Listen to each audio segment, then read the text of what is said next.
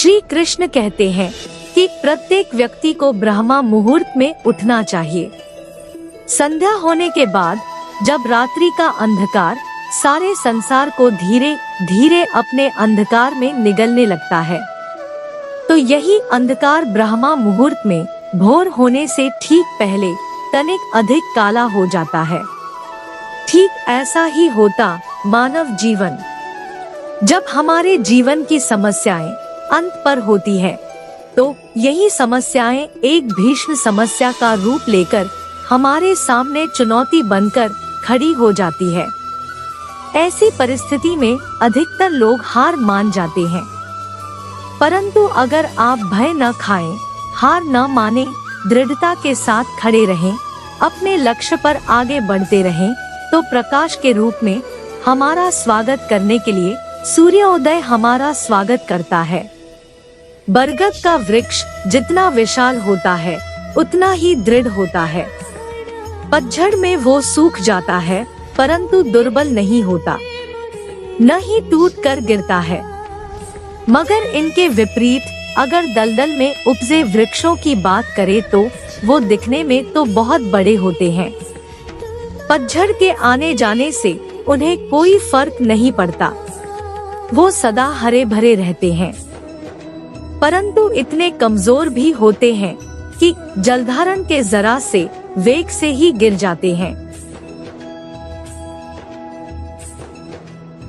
मगर क्या आपने कभी सोचा कि ऐसा क्यों होता है? इसका कारण क्या है? इसका कारण है जड़ें। जिसकी जड़ें दृढ़ भूमि में हो, वो हर प्रकार की रीतियों को सह लेता है। इसके विपरीत जिसकी जड़ें दलदल में, वो अपने आप को उन जड़ों के अनुरूप दुर्लभ बना लेता है। कुछ ऐसा ही होता है मनुष्य जो अधर्म, असत्य, कुकर्म पर उपजा होता है, वो समय की एक मार भी नहीं सह पाता। और जो मनुष्य सत्य से उपजा है, वो अपने जीवन की हर समस्या को पार कर जाता है।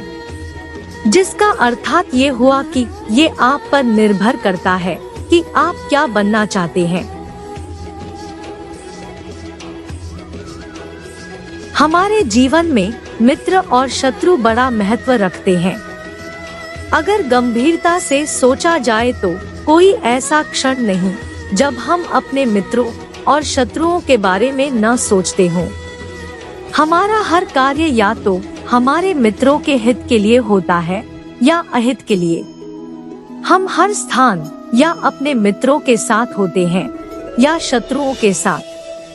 कोई नहीं चाहता कि उसका शत्रु खुश न रहे, बल्कि प्रत्येक व्यक्ति चाहता है उसका नाश हो जाए, जिसके लिए वो उसे हर तरह से हानि पहुंचाने की भी कोशिश करता है। परंतु एक ऐसा भी मंत्र है जिसमें अपनाकर आपके उपरोक्त काम नहीं करने पड़ेंगे और आपके सारे शत्रुओं का नाश भी हो जाएगा। और वो मंत्र है शत्रु को मित्र बनाना। जी हाँ, अगर हम अपने सारे शत्रुओं को मित्र बना लिया जाए तो जीवन खुद ही सरल हो जाएगा। सत्य कभी नष्ट नहीं हो सकता। अच्छा करने से नहीं डरना चाहिए। लोग अक्सर सच कहने से बचते हैं या डरते हैं, पर सत्य कभी छुप नहीं सकता और न ही कभी मिट सकता है। कितना भी छुपा ले, पर सच तो उजागर हो ही जाएगा। इसलिए जो बात सच पर आधारित हो, उसे करने या कहने और मानने से कभी नहीं डरना चाहिए। मैं किसी का भाग्य निर्माण नहीं करता, हर व्यक्ति अपना भाग्य स्वयं बनता है। श्री कृष्ण कहते हैं कि वो किसी के भी भाग्य के निर्माता नहीं है, व्यक्ति खुद ही अपना भाग्य लिखता है। आप जैसा बीज बोएंगे, आप वैसी ही फसल ही काटेंगे। आप जैसा कर्म करेंगे, आपको वैसे हैं परिणाम मिलेंगे। यदि विद्यार्थी मन लगाकर पढ़ाई करेंगे तो परीक्षा में सफल होंगे। इसलिए हर व्यक्ति का भाग्य तभी बदलेगा जब वो ऐसे कर्म करेगा। कर्म ही पूजा है, मन से करो। जब भगवान कृष्ण अर्जुन को जीवन के असली रहस्य के बारे में बता रहे थे, तब उन्होंने कर्म के बारे में कहा, कर्मण्येवाधिकारस्ते मा फलेषु कदाचन माँ कर्मफल हेतुर्भूर्मा ते संगोस्त्व कर्मणि, अर्थात कर्म ही पूजा है, कर्म ही भक्ति है।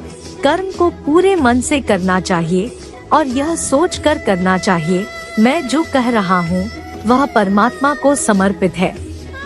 गीता उपदेश में अनुसार भगवान कृष्ण ने अर्जुन को कर्म योगी बनने की सलाह दी थी।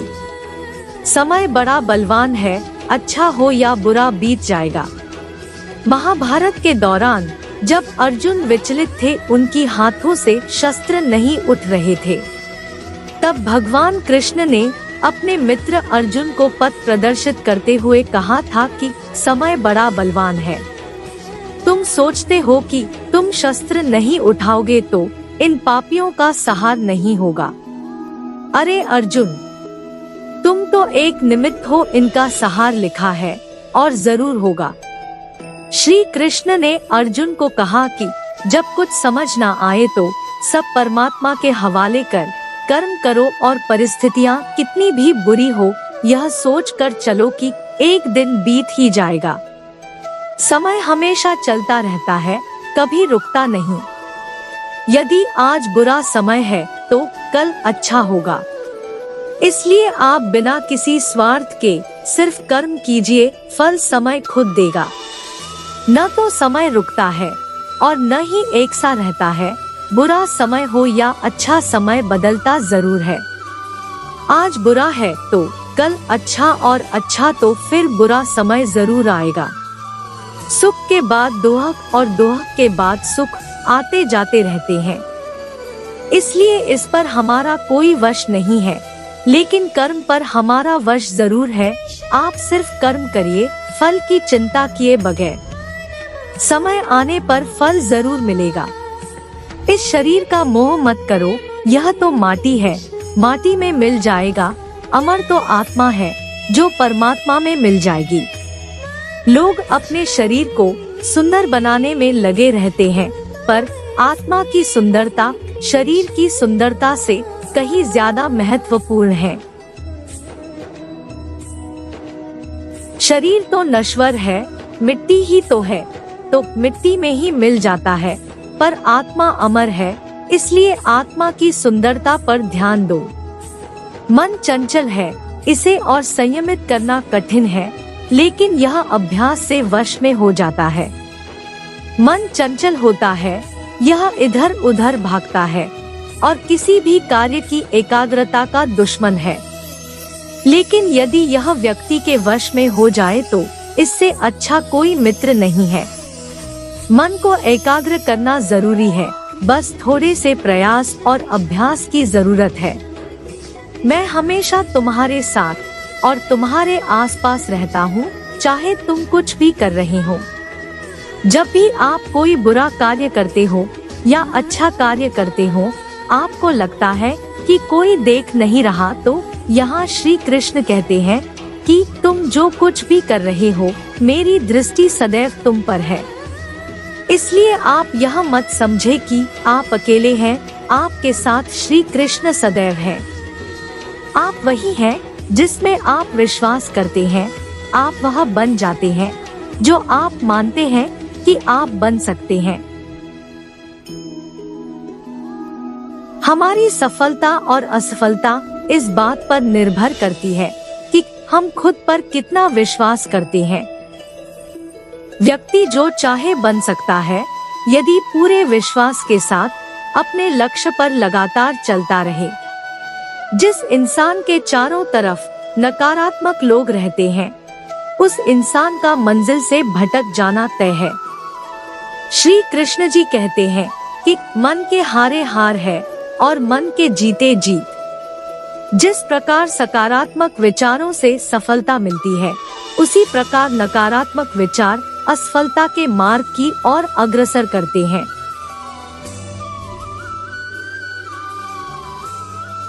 क्योंकि जैसा हम सोचते हैं, वैसे ही हम बनते जाते हैं और अपने विचारों के माध्यम से ही हमें नकारात्मक और सकारात्मक परिणाम मिलते हैं।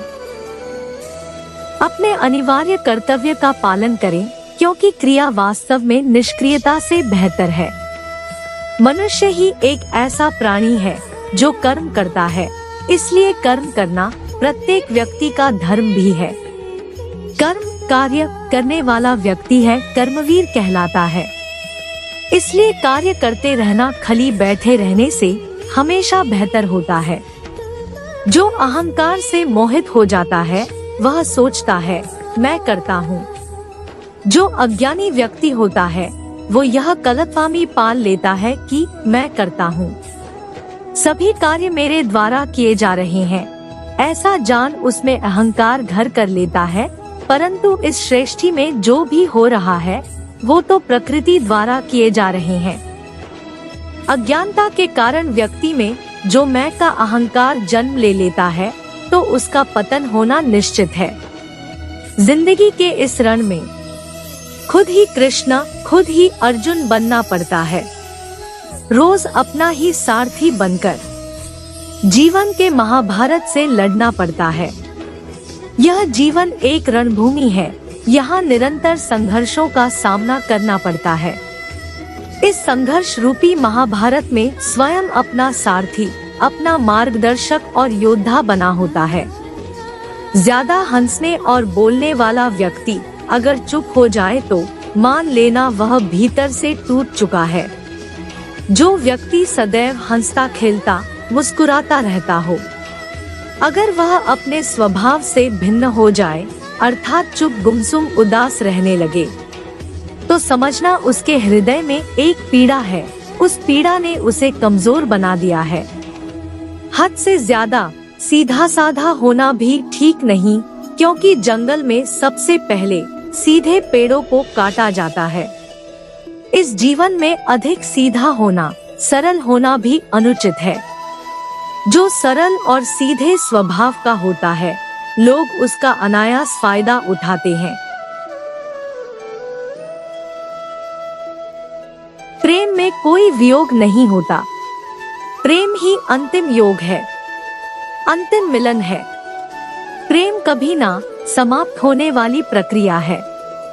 जिस व्यक्ति को प्रेम हो जाता है वह फिर जीवन और जीवन के बाद भी प्रेम के वशीभूत रहता है। प्रेम को प्राप्त करने के लिए त्याग, तपस्या और योग का सहारा लेना पड़ता है। दिव्यता केवल शक्तिशाली होने में नहीं, बल्कि वास्तविक दिव्यता दूसरों में शक्ति जागृत करने में है। दिव्यता को प्राप्त करने वाला व्यक्ति शक्तिशाली तब तक नहीं हो सकता जब तक वह दूसरों के हित में ना हो। वह व्यक्ति दूसरों को दिव्य बनाए, इसमें उसके शक्तिशाली होने का परिचय मिलता है। कभी भी स्वयं पर घमंड मत करना। पत्थर भी भारी होकर पानी में अपना वजूद खो देता है। जो व्यक्ति अपने अहंकार से भारी हो जाता है, जिसमें अभिमान भर जाता है, वह उस पत्थर की भांति होता है जो भारी होने के बावजूद भी नदी की धारा में डूबकर अपना अस्तित्व खो देता है। आत्मा को शस्त्र नहीं काट सकता, अग्नि नहीं जला सकती, जल नहीं बुझा सकता, वायु नहीं सुखा सकती। आत्मा शाश्वत सत्य है, यह अजय है, अमर है। आत्मा नए नए शरीर को धारण करती है। एक शरीर से निकलकर दूसरे शरीर में, यही आत्मा की विचरण प्रक्रिया है। इस आत्मा को ना तो किसी शस्त्र से काटा जा सकता है, ना ही अग्नि इसे जला सकती है। कोई जल इसे बुझा नहीं सकता और यह किसी वायु से सुख नहीं सकती। इस भौतिक जगत में जो व्यक्ति न तो सुख की प्राप्ति से हर्षित होता है और न अशुभ के प्राप्त होने पर उससे घृणा करता है, वह पूर्ण ज्ञान में स्थिर रहता है। यह संसार नश्वर है, इस जगत में दुख सुख, हर्ष विषाद आदि लगा रहता है। क्षण भर के सुख से जो खुश नहीं होता और अशुभ होने पर जो दुखी नहीं होता, वह व्यक्ति सच्चा ज्ञानी होता है। उसे ज्ञात होता है यहाँ सब क्षण भर के लिए होता है, भले ही वह सुख हो चाहे दुख।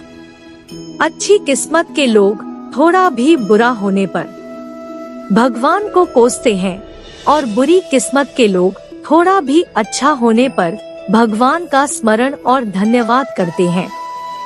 जिनकी किस्मत अच्छी होती है, जिनके पास किसी साधन की कोई कमी नहीं होती, वह थोड़ा सा भी कष्ट नहीं झेलते।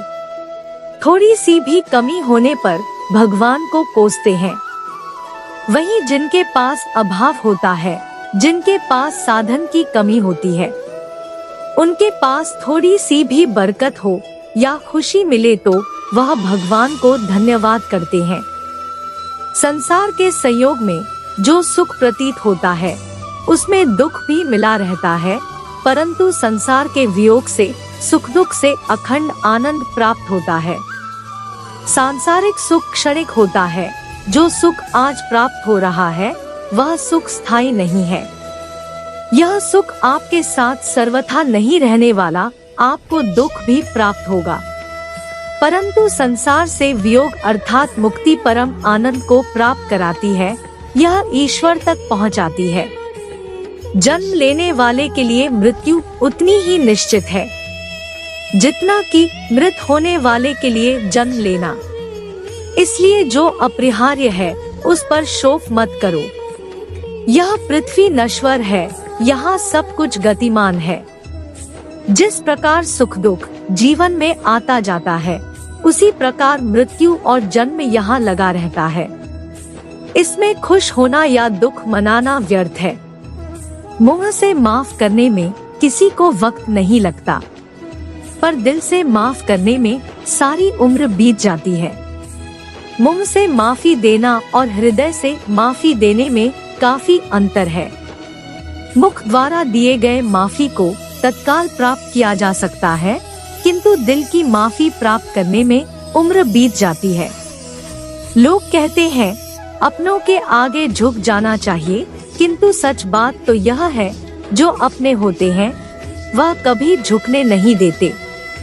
जो लोग यह कहते हैं अपनों के आगे झुकने में बुराई नहीं है, उन्हें यह भी मालूम होना चाहिए जो अपने होते हैं वह कभी झुकने नहीं देते।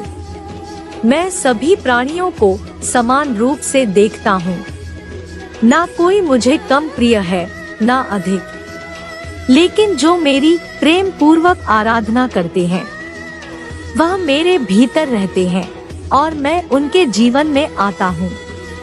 ईश्वर के लिए सभी प्राणी समान है। उन सभी में समान रूप से ईश्वर का वास होता है। कोई जीव छोटा या बड़ा, अधिक या ज्यादा प्रिय नहीं होता। जो अपने ईश्वर की विशेष आराधना करते हैं, पुकारते हैं, उनके साथ वह सदैव उपस्थित रहते हैं। मैं विधाता होकर भी विधि के विधान को नहीं टाल सका। मेरी चाह राधा थी और चाहती मुझको मीरा थी, पर मैं हो रुक्मणी का गया। जो विधाता के लेख में होता है, उसी का फल हमें मिलता है। विधि के विधान को स्वयं ईश्वर भी नहीं टाल सकते।